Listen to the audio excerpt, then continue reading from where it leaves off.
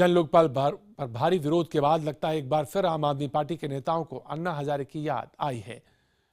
कुमार विश्वास और संजय सिंह ने आज सुबह अन्ना हजारे से मुलाकात की। बताया जा रहा है कि इस मुलाकात में जन लोकपाल पर चर्चा की गई। बता दें कि दिल्ली सरकार के जन लोकपाल को लेकर बवाल मचा हुआ है। कभी आम आदमी पार्टी के साथी रहे प्रशांत भूषण और योगेंद्र यादव ने केजरीवाल सरकार के जन लोकपाल के खिलाफ मोर्चा खोल दिया है। ये मुलाकात का दृश्य जिसमें आम आदमी पार्टी के दोनों नेता अन्ना हजारे से मिलने गए। जन लोकपाल की तमाम मुद्दों पर उन्होंने बातचीत की और स्थिति साफ की।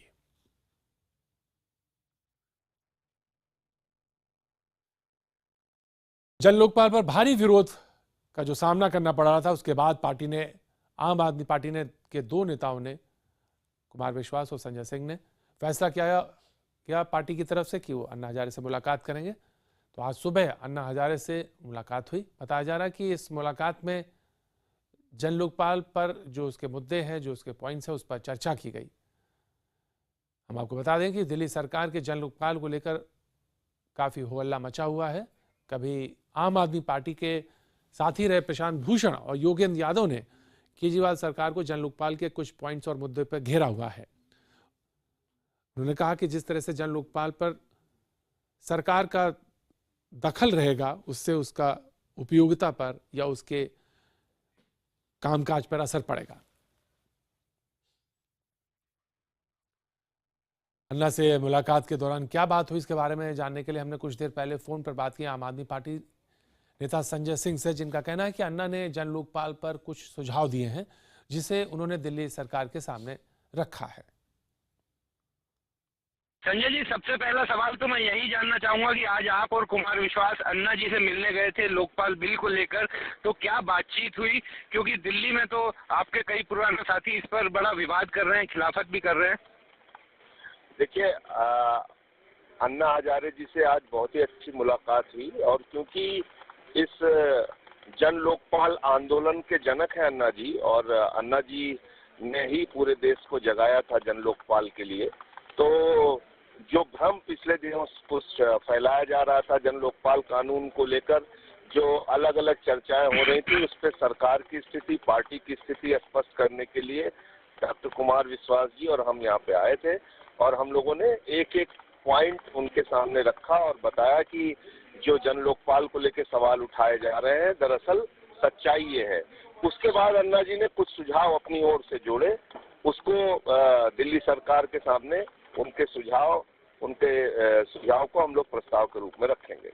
लेकिन संजय जी, जो आपके पुराने साथी हैं प्रशांत भूषण की अगर हम बात करें, योगेंद्र यादव की बात करें, वो ये कह रहे हैं कि लोकपाल बिल की आत्मा को खत्म कर दिया गया है। क्या अन्ना के बल से जब बातचीत हुई, इस तरीके की कोई सेंस आई? और अन्ना ने जो सुझाव दिए, क्या किस तरह के सुझाव हैं, ये बता पाएंगे? देखिए, जो सुझाव उन्होंने, पहली बात तो ये कि इसकी आत्मा मर गई और ये बहुत खराब बिल है, ऐसी बात करना बिल्कुल निराधार है और गलत है। ऐसा बिल्कुल नहीं है। जो अन्ना जी ने सुझाव दिया है वो दिया है अपॉइंटमेंट पे। उन्होंने कहा है कि एक जज की नियुक्ति और की जाए और इसमें साथ साथ में एक इमिनेंट पर्सन पर को और रखा जाए, तो 2 लोगों को और बढ़ाए जाने की बात उन्होंने कही। इसके साथ ही उन्होंने रिमूवल पे ये कहा कि जांच हाई कोर्ट के किसी जज से कराई जाए रिमूवल के पहले। हालांकि जांच हमारे पहले से ही जो लोकपाल 2015 का बन रहा है उसमें है कि जांच के बाद महाभियोग के जरिए किसी लोकपाल को हटाया जा सकता है, लेकिन अब उसमें हाई कोर्ट के जज को रखने की बात, जब रूल्स इसके बनेंगे उसमें डालने का प्रस्ताव दिया है उन्होंने कहा कि इसको आप बनाओ, तो वो एक सुझाव दिया।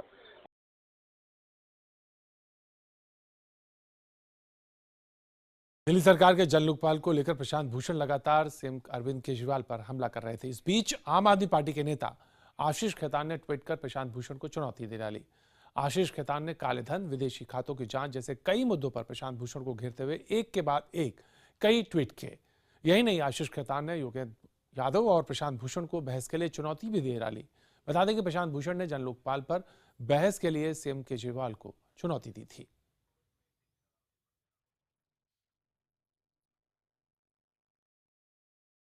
और आइए अब हम देखते हैं कि कुमार विश्वास से हमारे संवाददाता कुमार विक्रांत ने क्या बात करी इस पूरे मुद्दे पे।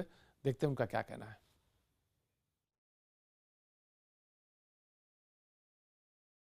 कुमार जी नमस्कार। सबसे पहला सवाल तो मैं आपसे यही जानना चाहूंगा कि जब भी इस तरीके की कोई मुश्किल घड़ी आती है तो कुमार विश्वास और संजय सिंह को भेजा जाता है। क्या ऐसा लग रहा था कि कोई मुश्किल घड़ी है, क्योंकि आपके अपने साथी ही खिलाफत कर रहे थे और आप इस बीच अन्ना जी से मुलाकात करने गए? नहीं, ऐसा कुछ नहीं है। ये तो हमारे लिए बहुत महत्वपूर्ण दिन है, महत्वपूर्ण क्षण है कि आज से 5 वर्ष पहले से पूरे देश में जो जन लोकपाल आंदोलन खड़ा हुआ, उसके करोड़ों क्रांतिकारियों की जो आवाज है आज उसका मूर्त रूप होने जा रहा है। और ये हमारे साथ कोई नई चीज नहीं है। कभी किरण बेदी के रूप में, कभी वीके सिंह के रूप में, कभी किसी और रूप में लगातार सामाजिक कार्यकर्ताओं का चोला ओढ़कर बहुत सारे लोग इस आंदोलन को और इस लोकपाल बिल को ध्वस्त कराने में लगे रहे हैं। उनमें से कुछ पुराने साथी हैं जो अब इस बार ये कोशिश कर रहे हैं। तो हर बार हम एकजुट हुए हैं, चाहे अन्ना हजारे हो, चाहे अरविंद केजरीवाल हो, हम सब एकजुट हुए हैं। और आज अन्ना जी चूंकि इस आंदोलन के जनक है, उनके पास गए, उन्होंने बिंदुवार बातें की और बड़ा सुख हुआ जब उन्होंने कहा कि अगर ये 3 बिंदु और ले लिए जाए तो ये आजाद भारत का आज तक का सबसे मजबूत भ्रष्टाचार विरोधी कानून बनेगा। और उन्होंने कहा कि दिल्ली क्षेत्र में होने वाला हर भ्रष्टाचार इसके नीचे आना चाहिए। और उन्होंने ये भी पूछा कि जब पिछली बार एसीबी में सबके एक मंत्री के खिलाफ हमने एफआईआर कराई थी और उसमें यही लोग वकील के रूप में खड़े हुए थे, तो आज भाजपा सरकार आने के बाद ये इतने डरे हुए क्यों हैं? इनका माइंड क्या बदल गया है? तो मैंने कहा ये तो वही लोग बता सकते हैं, शायद उनके वही स्वार्थ हैं जो कभी किरण बेदी जी के हुआ करते थे जन लोकपाल को असम में मृत्यु तक ले जाने में, जो कभी वीके सिंह के हुआ करते थे।